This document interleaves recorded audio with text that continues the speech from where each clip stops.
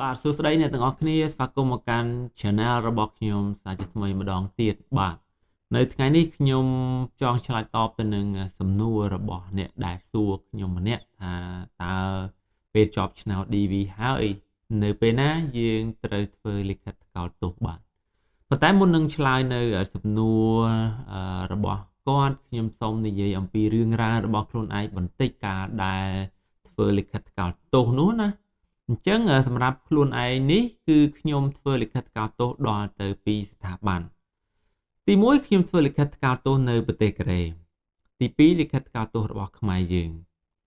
ដែលធ្វើលិខិតថ្កោលទោសរបស់កូរ៉េគឺដោយសារតែខ្ញុំធ្លាប់ទៅរស់នៅប្រទេសកូរ៉េយូរឆ្នាំបាទ7ឆ្នាំបាទជិត7ឆ្នាំមិនដល់7ឆ្នាំទេអញ្ចឹងទៅបើយើងទៅនៅប្រទេសណាដែលមានរយៈពេលយូរបែបនេះចាំបាច់ត្រូវតែមានលិខិតថ្កោលទោសក៏ប៉ុន្តែកាលនោះខ្ញុំនៅចាំថានៅពេលខ្ញុំជាប់ឆ្នោតបានភ្លាមគឺខ្ញុំចាប់ផ្ដើមទៅធ្វើលិខិតថ្កោលទោសភ្លាមហេតុអ្វីគឺដោយសារតែខ្ញុំចង់ដឹងថានៅពេលដែលខ្ញុំត្រឡប់ពីកូរ៉េនោះមកដល់ខ្មែររយៈពេល6 7ឆ្នាំហើយទើបតែឥឡូវនេះចង់ធ្វើលិខិតថ្កោលទោសវិញតើអាចធ្វើបានអត់អញ្ចឹងខ្ញុំចង់ដឹងអញ្ចឹងបើធ្វើបានយើងធ្វើអញ្ចឹងខ្ញុំក៏ចូលស្ថានទូតប្រទេសកូរ៉េហ្នឹងបាទស្ថានទូតប្រទេសកូរ៉េប្រចាំស្រុកខ្មែរយើងខ្ញុំចូលទៅសួរនាំគេអញ្ចឹងប៉ុន្តែនៅក្នុងនោះគឺអត់មានសេវាសួរបែបហ្នឹងទេបើធ្វើគឺធ្វើបើមកធ្វើគឺធ្វើមិនមានសេវាកម្មសួរថាធ្វើបើធ្វើបានទេគឺអត់មានទេខាងមន្ត្រីស្ថានទូតជនជាតិកូរ៉េហ្នឹងតែគេចេះខ្មែរគេឆ្លើយបែបហ្នឹងបាទបើធ្វើអញ្ចឹងខ្ញុំក៏សម្រេចចិត្តថាធ្វើខ្ញុំធ្វើក៏បំពេញព័ត៌មានទៅប៉ុន្តែព័ត៌មានគេតម្រូវឲ្យយើងមានជាលេខ ID ការដែលយើងរស់នៅប្រទេសកូរ៉េលេខ ID លេខអត្តសញ្ញាណប័ណ្ណហ្នឹងប៉ុន្តែខ្ញុំអត់ចាំទេខ្ញុំទៅសេអ្វីដែលខ្ញុំអាចចាំបាននិងផ្ដល់ឲ្យគេបានគឺមានដូចជាអាស័យដ្ឋានរោងចក្រឈ្មោះរោងចក្រលេខទូរស័ព្ទដែលខ្លួនឯងធ្លាប់ប្រើបាទប៉ុន្តែបើសិនជាយើងអាចចាំលេខ ID របស់យើងអត្តសញ្ញាណប័ណ្ណរបស់យើងគឺយើងធ្វើការលឿនត្រឹមតែ1ថ្ងៃ2ថ្ងៃទេគឺអាចបានហើយលិខិតថ្កោលទោសនឹងឲ្យចេញជាលទ្ធផលមកថាយើងមានជាប់អីអត់អញ្ចឹងណាអញ្ចឹង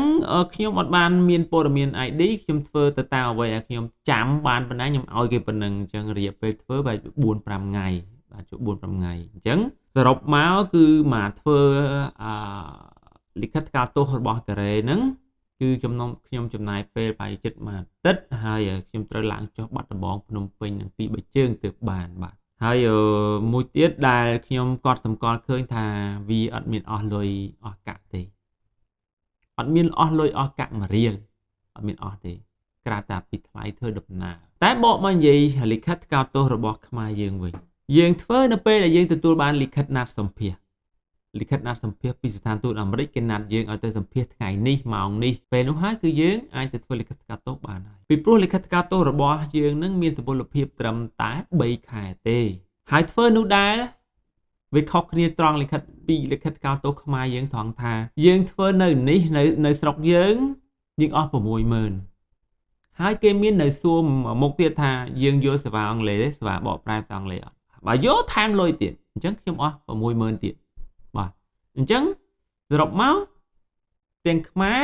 ទាំងអង់គ្លេសដែលលិខិតថ្កោលទោសហ្នឹងទាំងខ្មែររបស់ខ្មែរយើងមានភាសាខ្មែរភាសាអង់គ្លេស